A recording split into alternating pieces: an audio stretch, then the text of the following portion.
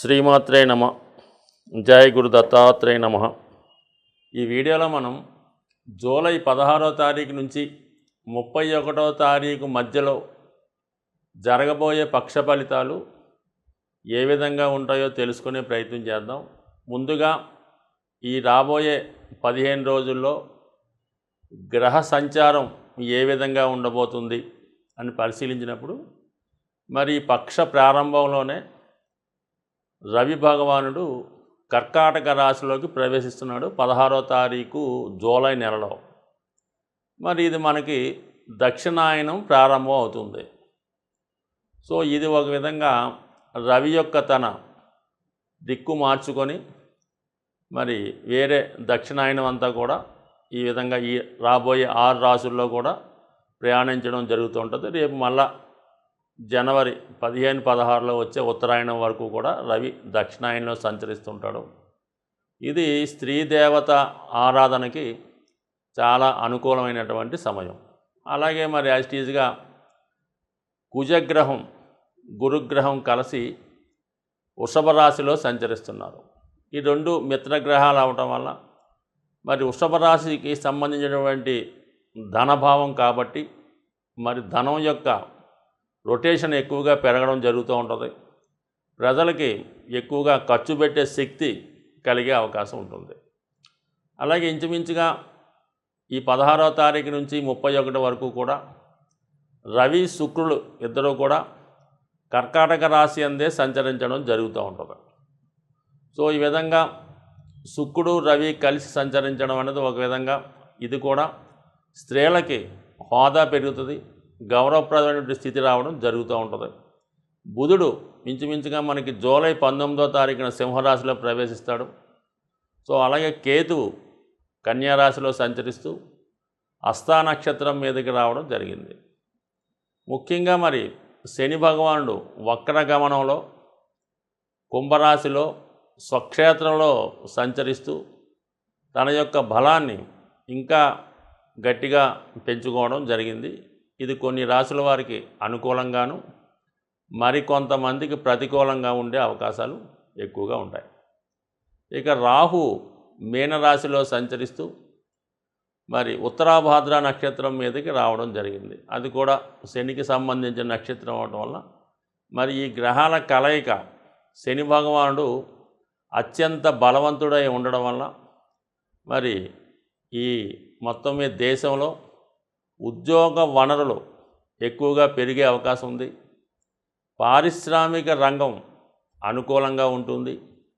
అనేక ఉద్యోగాలు కొత్తగా రావడం వల్ల నిరుద్యోగ సమస్య చాలా వరకు పోయే అవకాశాలు ఎక్కువగా ఉంటాయి. అలాగే మరి ఈ బుధ శనిల యొక్క సమసప్తక స్థితి ఒక విధంగా నూతన వ్యాపార ప్రారంభాలు వ్యాపారాలు బాగా ఎక్కువగా జరిగే అవకాశం ఉంటుంది. ముఖ్యంగా గురువు రోహిణి నక్షత్రం మీద సంచరించడం, కేతువు హస్తా నక్షత్రం మీద సంచరించడం వల్ల మరి ఎక్కువగా దేవాలయాలు చాలా రద్దీతో కూడుకొని ఉంటాయి. ఎక్కువ మంది భక్తులు సమీపంలో ఉన్నటువంటి దేవాలయాలు కానీ దూర ప్రాంతంలో ఉన్నటువంటి దేవాలయాలు కానీ సందర్శిస్తూ ఉంటారు. దేవాలయాల యొక్క ఆదాయం పెరుగుతుంది. అక్కడ పుణ్య కార్యక్రమాలు భక్తి కార్యక్రమాలు కూడా ఎక్కువగా జరుగుతుంటాయి.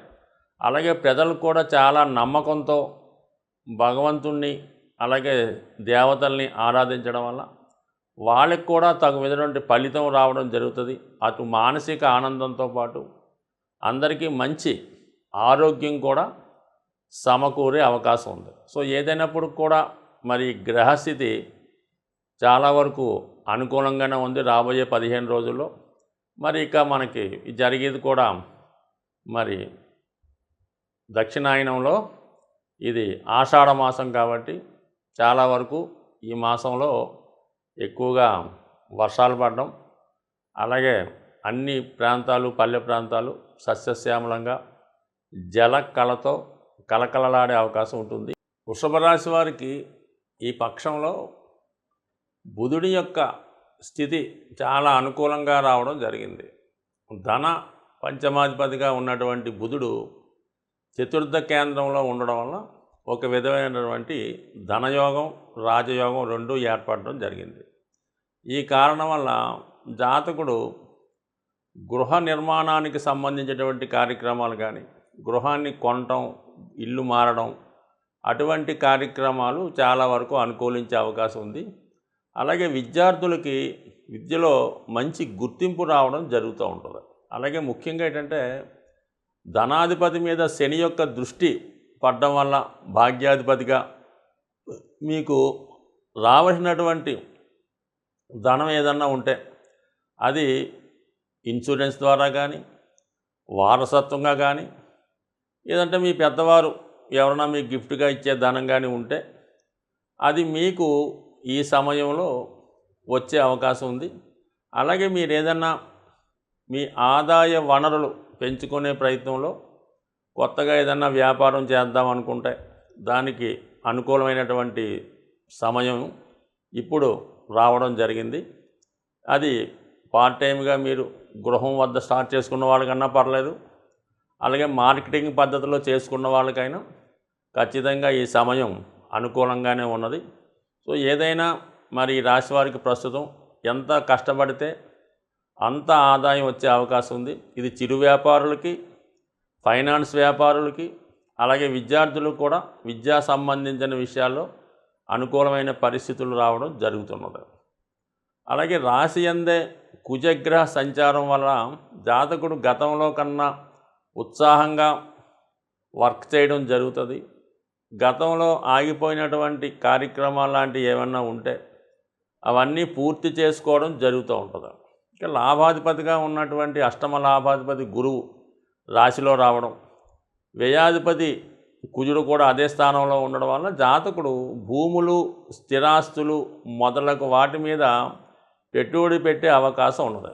సో అలాగే జాతకుడికి మరి ఏదైనా కొత్తగా వ్యాపార ప్రారంభానికి కూడా అనుకూలంగా ఉన్నది. అలాగే ఇది ఎక్కువగా ఫిజికల్ ఫిట్నెస్ కోసం ప్రయత్నం చేస్తున్న వాళ్ళకి, అలాగే ఈ బాడీ బిల్డింగు లేదంటే ఈ క్రీడా రంగంలో ఉన్న వాళ్ళకి, పోలీస్ డిపార్ట్మెంట్లో ఉన్న వాళ్ళకి, ఎవరైతే తన ఫిజికల్ ఫిట్నెస్తో ఉద్యోగాలు సంపాదిస్తుంటారో వాళ్ళకి ఇది చాలా అనుకూలంగా ఉంది.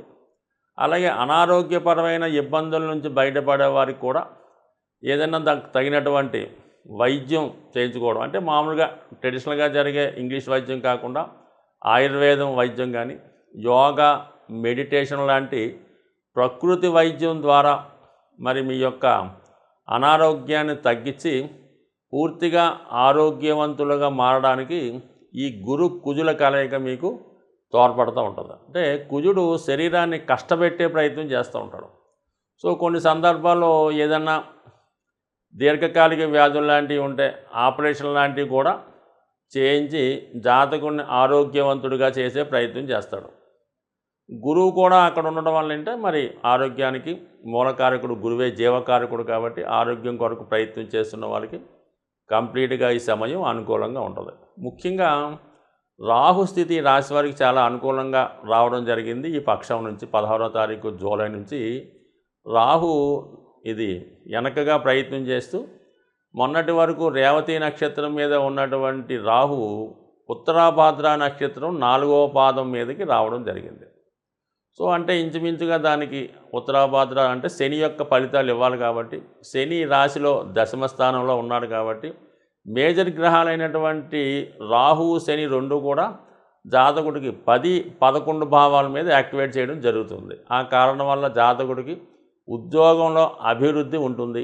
ఇది ముఖ్యంగా సాఫ్ట్వేర్ రంగంలో ఉన్న వాళ్ళకి, ఫైనాన్స్ రంగంలో ఉన్న వాళ్ళకి, అలాగే సినిమా, టీవీ, మీడియా రంగంలో ఉన్న వాళ్ళకి మంచి అవకాశాలు రావడం జరుగుతూ ఉంటుంది. రాహు ఎప్పుడూ కూడా మనం ఊహించిన దానికన్నా ఎక్కువ ఫలితాన్ని ఇవ్వడం జరుగుతూ ఉంటుంది. అయితే ఏంటంటే ఇవ్వడంలో కూడా మరి శని గురువులాగే బాగా ఆలస్యం చేస్తూ ఉంటాడు. ఇస్తే ఒకేసారి మంచి బెనిఫిట్ ఇవ్వడం జరుగుతుంటుంది. కాబట్టి మరి ఈ రాశి వారికి మరి రాహు, శని అనుకూలంగా ఉండడం, మిగతా బుధగ్రహం, శుక్రగ్రహం యొక్క స్థితి ఇవన్నీ కూడా జాతకుడికి అనుకూలమైన స్థితి ఉంది. అయితే రాశిలో కుజుడు రావడం వల్ల కూడా జాతకుడు తొందరగా తన యొక్క పనులు పూర్తి చేసుకునే ప్రయత్నంలో యాక్టివ్గా ఉండడం వల్ల గతంలో కన్నా ధనం వేగంగా సంపాదిస్తాడు. పనుల్లో వేగం కూడా పెరుగుతూ ఉంటుంది. చాలా ఉత్సాహంగా ఉండే అవకాశం ఉంటుంది. మరి ముఖ్యంగా ఈ పక్షంలో వస్తున్నటువంటి పండగలు అంటే ఇవి కేవలం పండగలే కాకుండా ఇవి జాతకుని యొక్క రెగ్యులర్గా వస్తున్నటువంటి సమస్యల నుంచి బయటపడే విధంగా ప్రతీ నెల కొన్ని వస్తుంటాయి. అందులో మహాశివరాత్రి, సంకష్టార చతుర్థి, ఏకాదశులు ఇవన్నీ ప్రతీ నెల వస్తుంటాయి. అయితే ఇప్పుడు ఈ నెలలో ప్రత్యేకంగా మనకి జూలై 21వ తారీఖున గురు పౌర్ణమి రాబోతుంది. అంటే ఇది కేవలం గురువు యొక్క అనుగ్రహం కోసం, అంటే గురువుల యొక్క అనుగ్రహం కోసం ఆ రోజు మీకు ఇష్టమైనటువంటి గురువు దేవాలయాన్ని దర్శించుకోండి.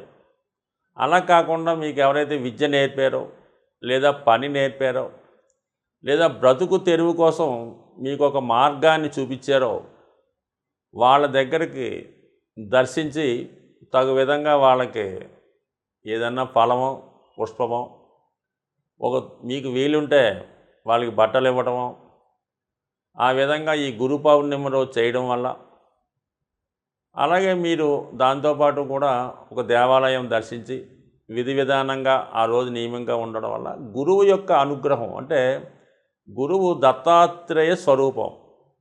అటువంటి దత్తాత్రేయుడు తలుచుకుంటే ఏదన్నా చేయగలరు. అది గురువు రూపంలో మీకు లభించడం జరుగుతూ ఉంటుంది. అంటే గురు పౌర్ణమి రోజు ఆ గురువుని సేవించడం వల్ల ఖచ్చితంగా మీకు ఆ దత్తుని అనుగ్రహం వల్ల ధనం, ఆరోగ్యం, ఐశ్వర్యం ఇవన్నీ కూడా లభించే అవకాశం ఉంది. అంటే గురువు ఖచ్చితంగా తను సత్కరించిన వాళ్ళను, తన శిష్యులను మంచి మనసుతో ఆశీర్వదించినప్పుడు ఖచ్చితంగా అది మీకు జరుగుతూ ఉంటుంది. అయితే గురువు మంచివాడా, చెడ్డవాడా, మందు తాగుతాడా, సిగరెట్ కాలుతాడా, ఇవన్నీ మీరు పట్టించుకోకండి. కేవలం మీరు గురువుని మాత్రమే చూడండి. ఆ గురువుని గురువుగా సత్కరిస్తే కంపల్సరీగా మీకు ఒక మంచి మార్గం కలిగి న్యాయమైన బద్ధంలో మీరు అభివృద్ధి చెందే అవకాశం ఉంటుంది. అలాగే మరి ఇదే నెల 24వ తారీఖున సంకష్టహర చతుర్థి, అంటే సాధారణంగా పౌర్ణమి వెళ్ళిన 4వ రోజు వస్తుంటుంది కదా, మరి అది విఘ్నేశ్వరుడు సంబంధించినది. అలాగే జ్యోతిష్ శాస్త్రాన్ని ఎవరైతే సంపూర్ణంగా నమ్ముతారో, మరి జ్యోతిష్ శాస్త్రం మొత్తం ఈ పార్వతీ పరమేశ్వరుల అనుగ్రహంతో ఈ మానవాళికి లభించడం జరిగింది. వాళ్ళు మాట్లాడుకున్నటువంటి మాటలే నందీశ్వరుడి ద్వారా ఋషులు తెలుసుకొని ఈ శాస్త్రాన్ని రాయడం జరిగింది. అటువంటి శాస్త్రాల మీద, నవగ్రహాల మీద విఘ్నేశ్వరుడికి ఆధిపత్యం ఇవ్వడం జరిగింది. ప్రతి పనికి మనం ముందు వినాయకుడిని పూజించి ప్రారంభించుకుంటే ఓకే, కానీ ప్రతి పనికి అలా చేయలేం. కాబట్టి ఎవరైతే ప్రతి పనిలో ఇబ్బంది పడుతున్నారో, అభివృద్ధి ఆగిపోయిందో, ఆర్థిక పరంగా ఇబ్బంది పడుతున్నారో, ఉద్యోగపరంగా నష్టపోతున్నారో వాళ్ళందరూ కూడా సంకష్టహర చతుర్థి విధి విధానంగా చేసుకోవడం వల్ల, దగ్గరలో ఉన్నటువంటి దేవాలయంలో దర్శించి ఆ వినాయకుడికి పూజ చేసుకోవడం వల్ల జరుగుతుంది. ముఖ్యంగా ఇప్పుడు ఇది ముఖ్యంగా కేతువు కన్యా రాశిలో ఉన్నాడు. అంటే ఏదన్నా కన్యా మిథున రాశుల్లో కేతువు కానీ కుజుడు కానీ ఉన్నప్పుడు వారి జన్మజాతకంలో ఖచ్చితంగా ప్రతి పని మధ్యలో అయిపోతుంటుంది. అటువంటి వాళ్ళు ఈ విఘ్నేశ్వరుని సంకష్టాల చతుర్థి రోజు పూజ చేయడం వల్ల వారి అడ్డంకులు తొలగి ప్రతి పని మరి ఏ అడ్డంకి లేకుండా ముందుకెళ్ళే అవకాశం ఉంటుంది. ఈ విధంగా మీరు ఈ నెలలో వచ్చే పర్వదినాలు పాటించి మరి ఆ దైవ కృపకి, అనుగ్రహానికి పాత్రలు అవుతారని ఆశిస్తూ జై శ్రీమన్నారాయణ.